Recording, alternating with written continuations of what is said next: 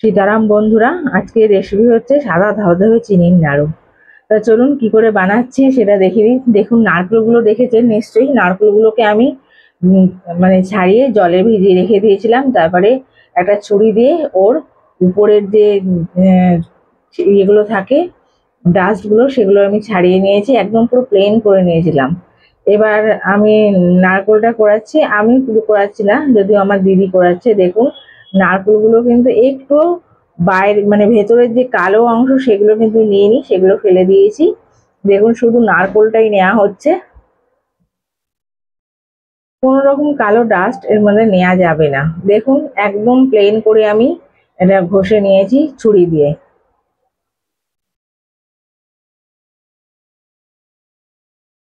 নারকেলগুলো সব এইভাবে কুড়িয়ে নেবো। বন্ধুরা, এই নারকেল নাড়ুর মধ্যে আরো দুটো জিনিস দিয়ে মানে স্বাদ এতটাই বেড়ে যাবে যে কি বলবো। আপনারা দেখুন, দেখতে থাকুন আমি কেমন ভাবে করছি আর কি কি লাগছে সব আপনাদের বলে দেবো। বন্ধুরা, আমার নারকেলগুলো কোরানো হয়ে গেছে। আর যারা যারা আমার ভিডিওটা দেখছেন তারা তারা আমার চ্যানেলটা অবশ্যই সাবস্ক্রাইব করে দেবেন। সাবস্ক্রাইব করার পরে বেল বাটনটা টিপে দেবেন। তারপরে অল বাটনটাও টিপে দেবেন। যখন আমার ভিডিওটা আসবে সবার প্রথমে আপনার কাছে নোটিফিকেশন চলে যাবে। তো বন্ধুরা দেখুন, আমি কড়াইতে এক বাটি, এবার এটা এক বাটি চিনি নিয়ে নিয়েছি। প্রায় 250 মতন চিনি আছে, আর আমার নারকেল ছিল 3টে। আর হাফ বাটি মতন জল দিয়ে দিলাম। তো দেখুন, আমার চিনিটা গলে গেছে। আমি একটু আমল দুধ গুলের মধ্যে দিয়ে দিচ্ছি,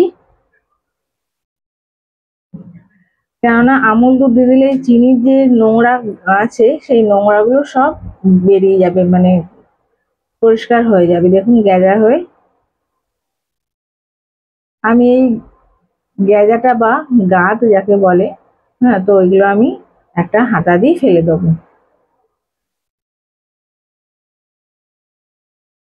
দেখুন, এরকম করে পরিষ্কার করে ফেলে দিলে তাহলে আর এটা কালো হবে না নাড়ুটা। আমি পরিষ্কার করে এই গাঁতটা ফেলে দেবো, নোংরাগুলো চিনি। দেখুন, জলটা পুরো কত সুন্দর হয়েছে, ক্রিস্টালের মতন। আর আমি নারকেলটা কোরানোর মধ্যে আমি 1 প্লেট আমি নারকেলের মানে মধ্যে আমি গুঁড়ো দুধ দিয়ে দিলাম। এবার গুঁড়ো দুধটা দিয়ে আমি পুরো মাখিয়ে নিচ্ছি পুরো নারকেলটা।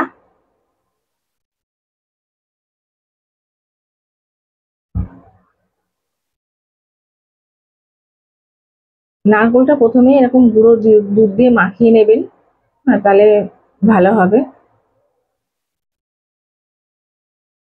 এবার মাখা হয়ে গেলে এই গুঁড়ো দুধ সমেত নারকেলটা আমি রসের মধ্যে দিয়ে দেবো। আর একদম একদম লো ফ্লেমে, মিডিয়াম টু হাই না, লো ফ্লেমে একদম এটাকে করতে হবে রান্না। তা বন্ধুরা, এই নাড়ুটা এতটাই সুস্বাদু খেতে হয়।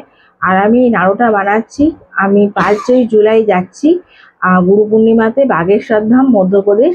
আর আমি এই নারকেলের নাড়ুটা নিয়ে যাব আমার গুরুদেব ধীরেন্দ্র কিশোর শাস্ত্রী, সরি, নাম নেওয়ার জন্যে। তো আর হচ্ছে তার গুরুদেব আছে আচার্য রাম ভদ্রাচার্য, ওনার জন্য তুলসীপীঠ যাব, সেই জন্য ওনার জন্য নিয়ে যাব। আর যে কটা হয় দুজনের জন্য ভাগ করে আমি নিয়ে যাব। বন্ধুরা, যখনই যাই তখনই আমি এটা বানিয়ে নিয়ে যাই। তখন তো আর দেখাতে পারিনি কোনোদিন। হ্যাঁ, ছবি পোস্ট করেছি ফেসবুকে এর আগেও। তো বন্ধুরা, আমার মাখা হয়ে গেছে। এবার এটা আমি রসে দিয়ে দেবো। আর বন্ধুরা, এই মানে এটা এতটাই সুন্দর খেতে হয়, এটা নিয়ে আমি একটা গল্প বলি, শুনুন। আমার একটা আত্মীয় আছে, তার বাড়িতে আমি যখনই যেতাম একবার নারকেল নাড়ু বানিয়ে নিয়ে গেছি। আর যখনই মানে উনি যাবো শুনেছে, আমাকে আগে থেকেই বলে দিয়েছে নারকেল নাড়ু কিন্তু নিয়ে আসবে। তো আমি বলতাম ঠিক আছে, নিয়ে যাব। তা এরকম যখনই যেতাম নারকেলের নাড়ু নিয়ে যেতাম।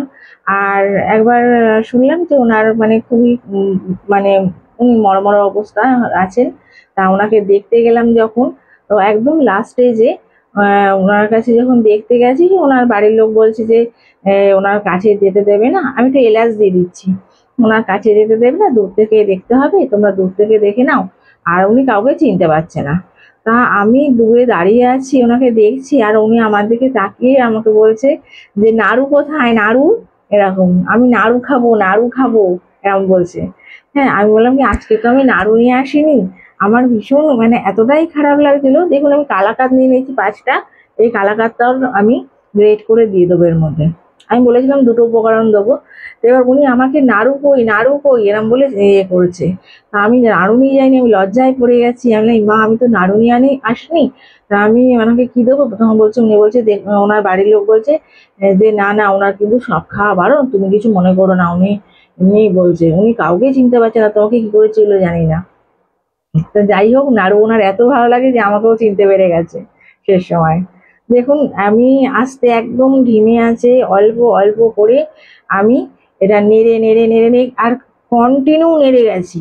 আমার এই নাড়ুটা করতে টোটাল 2.5 ঘন্টা আমার সময় লেগেছে। পুরো নারকেলের যে ইয়েগুলো আছে, ওই গুঁড়োগুলো ওপরে খোলার মধ্যে থাকে, সেইটা চেঁচে ফেলে নারকেল কুড়িয়ে, তো এগুলো সব সম্পূর্ণ করতে আমার 2.5 ঘন্টা সময় লেগেছে। এতটাই ধিমে আছে আমি করেছি। আর দেখুন একটুও মানে আমার মানে কালো হয়নি।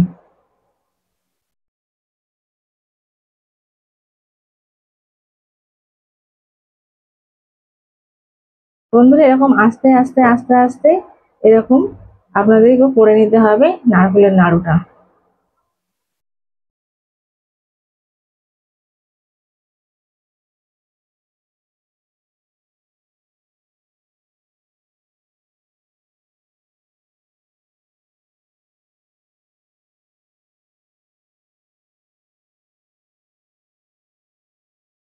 বন্ধুরা একবার হলেও আপনারা এই নারকেলের নাড়ুটা এই রকম ভাবে করে খাবেন।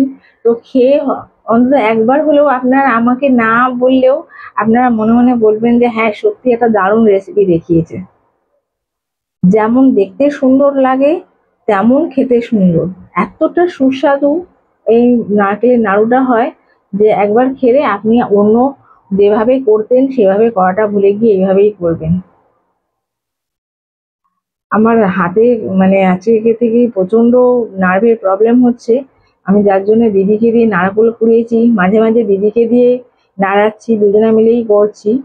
হুম, দেখুন এই যে এই স্টেজটাতে কিন্তু আপনারা মানে নাড়ু পাকিয়ে নিতে পারেন, তাতে একটু হালকা নরম নরম হবে। কিন্তু আমি যেহেতু অনেক দিনের জন্য যাচ্ছি, কবে দিতে পারবো তাদেরকে, সেই জন্য আমি একটুখানি বেশি করে পাক দেবো যাতে একটু শক্ত হয়, নারকেলের নাড়ুটা অনেকদিন থাকে বাইরে।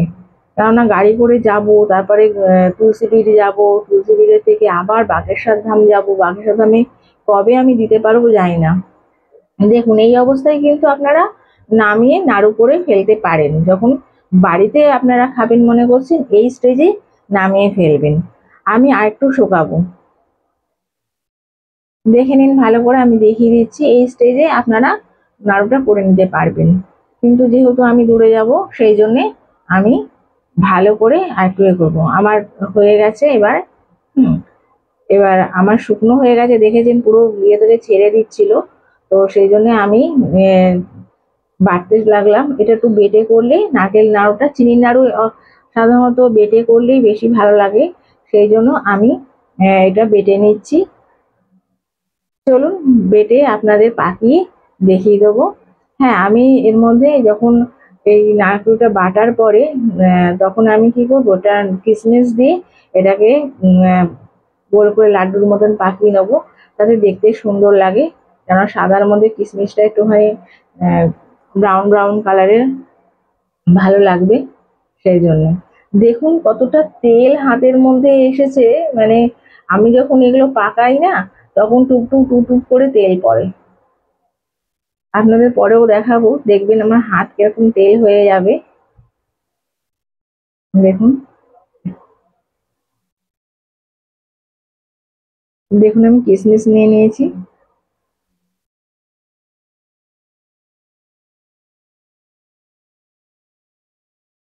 দেখুন কিশমিশটা দেওয়ার পরে কতটা সুন্দর লাগছে। এই রকম ভাবে আমি প্রত্যেকটা নাড়ু, আজকে নাড়ু কিন্তু আমি একা করছি না, আমি আমার দিদি দুজনা মিলে করছি।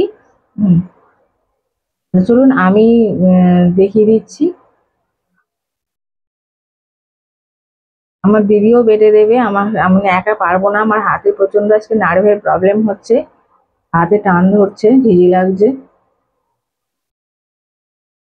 তো এরকম ভাবে আমি প্রত্যেকটা নাড়ু আমার বাটছিলাম, খুব ঢকঢক ঢকঢক করে নড়ছিল, সেই জন্য আমি একটা আহ, ছোট কাপড় আমি ওইখানটায় শিলের ওখানটায় দিয়ে দিয়েছি, পরিষ্কার কাপড় ওটা, কেননা গুরুদেবের জন্য করছি, আমি ওনাকে ভগবানের মতন মানি, সেই জন্যে মানে সবকিছু পরিষ্কার, যেমন ভগবানের ভোগ বানাই মুখে মাস্ক পরে, আমি ওনার জন্য মুখে মাস্ক, দেখুন কতটা হাতেতে, মুখে মাস্ক পরে জামা কাপড় ছেড়ে আমি পরিষ্কার জামা কাপড়ে স্নান টান করে তারপরে করি কিন্তু। তো দেখুন আমার নাড়ুগুলো সবকটা পাকানো হয়ে গেছে, এবার আপনাদের ডেকোরেশন করে দেখাই, দেখুন কতটা সুন্দর লাগছে। আমি একটা ঠাকুরের থালা নিয়ে নিয়েছি, এই থালার মধ্যে রাখলাম। বন্ধুরা ধন্যবাদ।